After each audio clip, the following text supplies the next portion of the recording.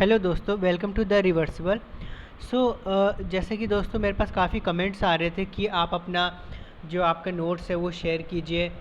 तो मैंने सोचा कि ठीक है, मतलब शेयर किया जाए। और तो मैं अपना नोट्स लेकर के आज आया हूँ।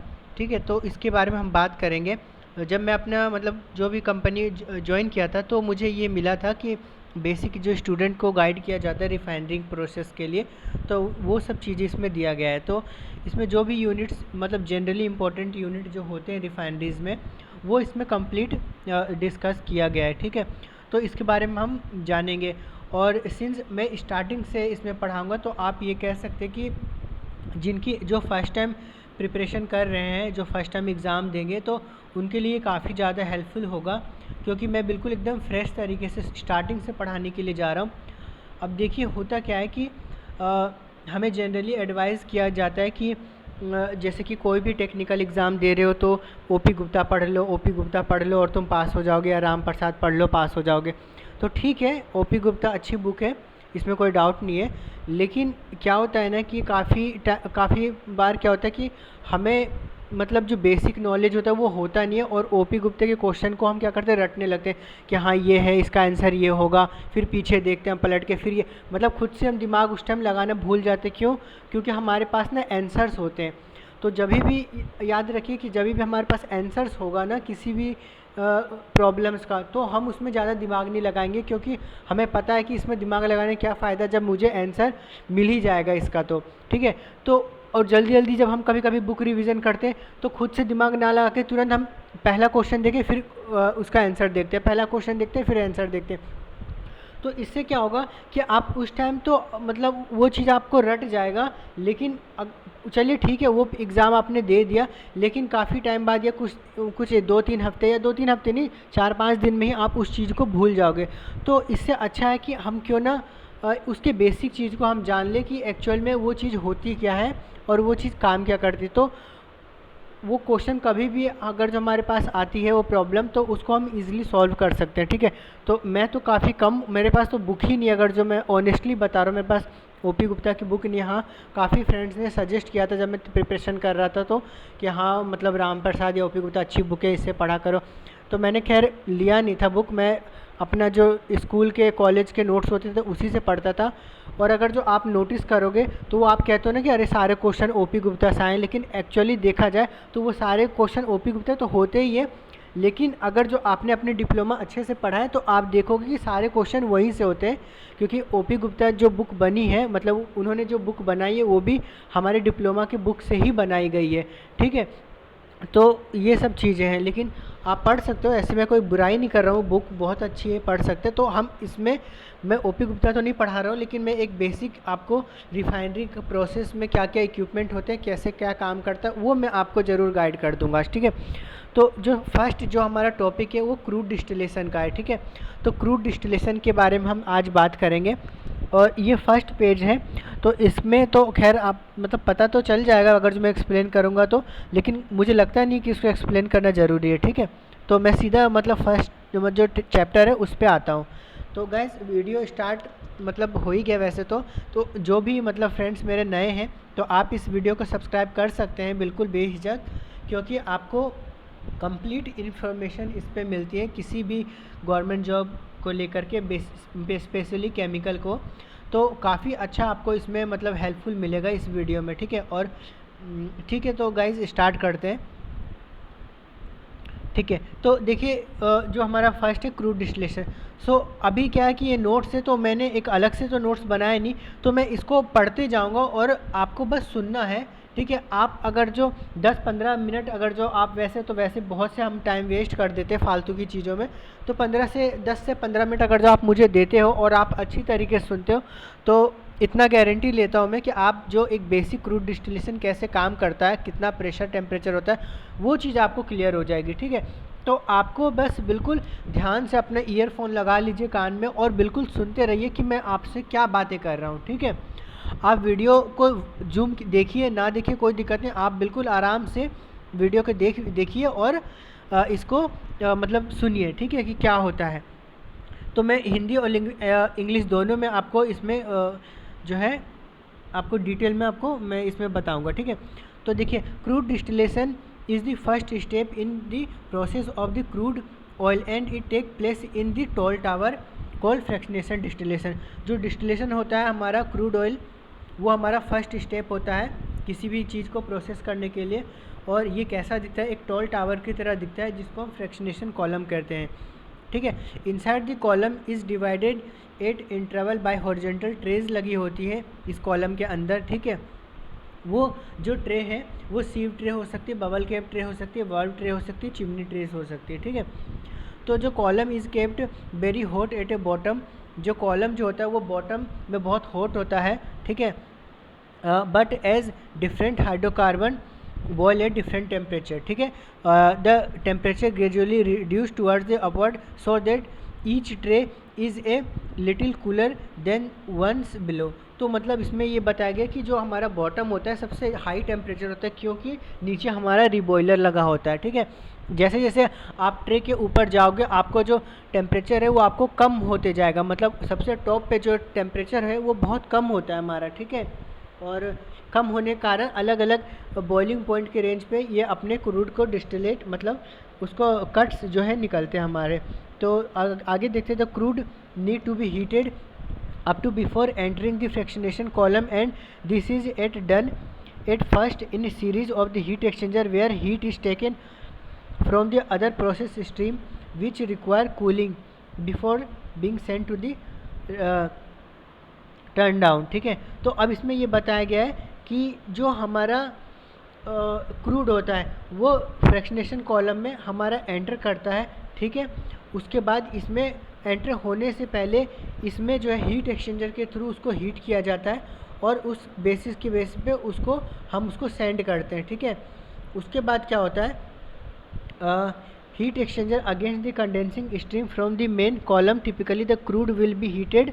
जो क्रूड होता है उसको हीट किया जाता है 200 से लेकर 280 तक। ठीक है, बिफोर एंटरिंग दी फर्नेस, फर्नेस में डालने से पहले हमें इतने में टेम्परेचर पे हीट किया जाता है। ठीक है, उसके बाद क्रूड ऑयल जो है जैसे ही क्वाइट बीट, जो क्रूड ऑयल होता है उसमें हमारा वाटर और सॉल्ट होता है, so it is a send to the salt removing first, तो उसको हम डिसॉल्टर बोलते हैं। ठीक है, जो भी हमारा क्रूड ऑयल होता है उसमें सॉल्ट वगैरह होते हैं, तो उसमें हमारा क्रूड ऑयल में हमारा कोरोसिव ना हो जाए, इस वजह से हम उसको पहले डिसॉल्टर में उसको सेपरेट कर लेते हैं सॉल्ट वगैरह को।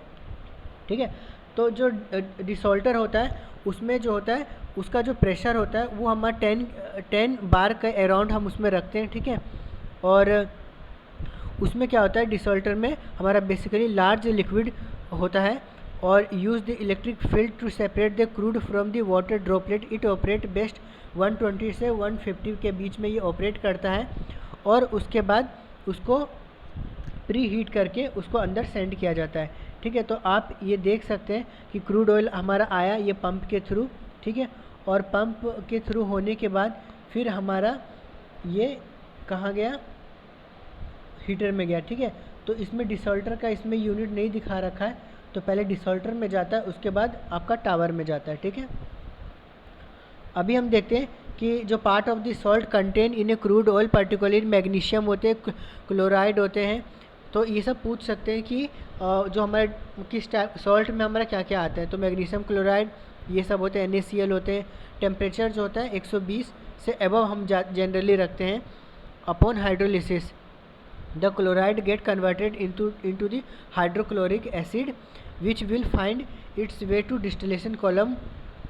It will corrode the overhead condenser. A good performer desalter can remove 90% of salt from the. तो एक जो अच्छा डिसॉल्टर होगा वो अराउंड 90% ऑफ दी सॉल्ट को रिमूव कर देगा। ठीक है, आगे देखते हैं कि जो हमारा डाउन स्ट्रीम होता है डिसॉल्टर का, वो क्रूड इज़ फर्दर को हम उसको क्या करते हैं, हीट करते हैं हीट एक्सचेंजर में, और हीट एक्सचेंजर जब स्टार्ट होगा तो वेपराइजेशन होगा which increase the system pressure drop. ठीक है, सो at about 170 to 200 Celsius the crude will enter pre-flash vessel operating 2 to 5 bar। ठीक है, where the vapor are separated from the remaining liquid। vapor is directly sent to the अभी क्या होता है ना कि हम एक ना रिड्यूसिंग वाल्व लगा देते हैं, वहाँ पे क्या होता है ना वो थोड़ा सा प्रेशर को रिड्यूस कर देता है और वेपर्स फॉर्म हो जाते हैं। तो उसके बाद उस वेपर को हम जनरली फीड के अंदर उसमें कॉलम के अंदर डाल देते हैं, ठीक है। And hydraulic load on the reminder crude pre heat train and furnace to reduce smaller piping and pump, ये कोई ज़रूरी नहीं है, ठीक है। Just upstream the pre flash vessel a small caustic stream is mixed with the crude in order to neutralise any hydrochloric acid. अब हम क्या करते हैं, कास्टिक सॉल्यूशन हम डालते हैं जो भी हमारा डिसॉल्टर से हमारा HCl बना, ताकि हमारा वो न्यूट्रल हो जाए और उसको हम अलग तरीके से उसको अलग कर ले, ठीक है। उसके बाद देखिए क्या होता है कि at 200 to 280 Celsius crude oil enter होता है फर्नेस में, where it is heated up and further 330 से लेकर 370 तक हम इसको दोबारा गर्म करते हैं, ठीक है। Furnace outlet stream is send directly to the fractionation column, here separated into the number of fraction each having particular boiling range होती है, ठीक है। अब देखिए 350 एंड अबाउट 1 बार, और देखिए जो हमारा जो क्रूड डिस्टिलेशन यूनिट है वो जनरली 1 बार के प्रेशर पर हमारा चलता है, ठीक है। Most of the fraction crude oil vaporise हो जाता है रेज ऑफ द कॉलम, और जैसे ही वेपर बनेगा वो कॉलम के ऊपर उठते जाता है, ठीक है। और नीचे क्योंकि रिबॉयलर लगा होता है तो वो रिबॉयलर क्या करता है, हमारे जो भी हमारा फीड होता है हमारे डिस्टिलेशन कॉलम में, उसको क्या कहते हैं, गर्म करता है। गर्म करने से क्या होगा, वेपर्स बनेंगे, वेपर्स बन के ऊपर उठते जाते हैं। तो जिसका फर्स्ट मतलब लोएस्ट बॉइलिंग पॉइंट होता है वो एक मतलब टॉप से निकल जाता है, ठीक है। तो इस तरीके से उसके थोड़ा हैवी होता है तो वो थोड़ा सेकंड से निकलता है। इस तरीके से जो जो हमारा generally natural gas, नैप्था, petrol, diesel, kerosene, इस तरीके से हमारे जो फ्रैक्शन होते हैं वो निकलते हैं, ठीक है। अभी देखिए उसके बाद क्या होता है, जब हमारा वेपर्स ऊपर जाता है तो वहाँ पर सबसे टॉप में एक ओवरहेड कंडेंसर लगा होता है, जो कि कंडेंसर 2 टाइप के कंडेंसर हम जनरली यूज़ करते हैं, एक पार्शियल कंडेंसर और एक होता है टोटल कंडेंसर, ठीक है। तो वो डिपेंड ऑन द ऑपरेशन पे काम करता है। तो जो कंडेंसर होता है वो क्या करता है, जो वेपर्स होते हैं उसको लिक्विडफाई कर देता है, और हमारा एक एक्यूमुलेटर होता है जिसको रिफ्लक्स ड्रम भी कहते हैं, उसमें हम स्टोर कर लेते हैं। और जो भी कुछ पार्ट जो है हम एज ए रिफ्लेक्स हम दोबारा फ्रैक्शनेशन कॉलम के अंदर डाल देते हैं, और कुछ पार्ट जो है हम डिस्टिलेट ऐसे कलेक्ट कर लेते हैं, ठीक है। अगर जो रिफ्लेक्स हम इसलिए डालते हैं कि हमारा जो क्रूड ऑयल है उसकी जो प्योरिटी है वो इंक्रीज़ हो जाती है, ठीक है। क्योंकि आपने प्योर मतलब आपने वेपर बनाया, वेपर को फिर लिक्विड करके हम दोबारा आप डाल रहे हो, फिर गर्म करके फिर से आप उसको कर रहे हो, तो बिल्कुल आपको ऑलमोस्ट प्योर फॉर्म आपको मिल जाता है, ठीक है। तो इस तरीके से ऊपर जो टॉप होता है और वो काम करता है सब, ठीक है। और इसमें जैसे दिखा गया कि जो LPG होता है C6 से लेकर C4 तक जो भी कार्बन्स होते हैं वो जनरली हमारे LPG होते हैं, ठीक है। और वो उसके बाद ऊपर से हम निकाल लेते हैं। इसके बाद आगे हम बात करते हैं कि ये हो गया, ये भी मैंने बता दिया है, ठीक है। The main objective of the circulating reflux का मैंने अभी बताया कि therefore is to recover heat from the condensing vapour. The fractionation column will have several of such reflux, each providing sufficient liquid and down corresponding section, ठीक है। तो इसमें ये बताया गया है जो भी मैंने आपको बताया, जनरली वही उसी सब चीज़ों के बारे में बात किया जा रहा है इसमें, ठीक है।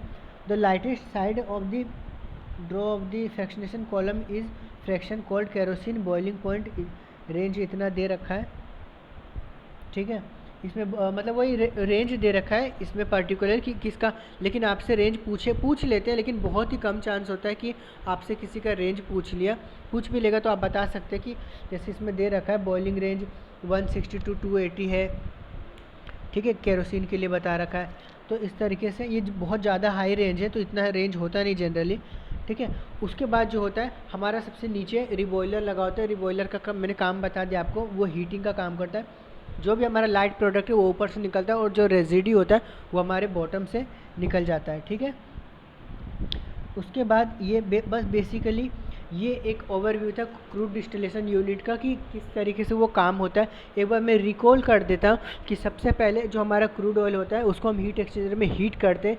हीट करने के बाद उसको हम सबसे पहले डिसॉल्टर में लेके जाते हैं। डिसॉल्टर में जो भी क्रूड ऑयल में हमारा सॉल्ट या फिर वाटर होगा उसको हम रिमूव कर लेते हैं। उसके बाद हम फर्नेस में लेके जाते हैं। फर्नेस में जाने के बाद उसको 350 अराउंड तक हम उसको हीट करते हैं। हीट करने के बाद फिर उसके बाद हम फ्रैक्शनेशन कॉलम में डालते हैं। फ्रैक्शनेशन कॉलम में ट्रेज होती हैं, तो based on their boiling point या फिर हम कह सकते हैं based on their relative volatility वो कंपोनेंट को सेपरेट करती है। As you know vapour form होगा तो ऊपर जाएगा और जो लिक्विड होगा वो नीचे हो जाएगा, ठीक है। तो वेपर जैसे ही फॉर्म होता है ऊपर कंडेंसर लगा होता है, कंडेंसर कंडेंस कर देता है। कुछ पार्ट हम एज ए रिफ्लक्स उसमें डाल देते हैं। रिफ्लक्स का काम इसलिए होता है कि हम प्योरिटी को इंक्रीज़ करें, सेपरेशन प्रोसेस अच्छा हो और हमारा जो सिस्टम है वो इक्विलिब्रियम मेंटेन करके रखें, ठीक है। ये क्वेश्चन एक बार पूछा था कि बार बार हम सर्कुलेशन जो रिफ्लेक्स करते वो क्यों करते, तो इसका आंसर यही था कि इक्विलिब्रियम हमारा मेंटेन रहे, ठीक है।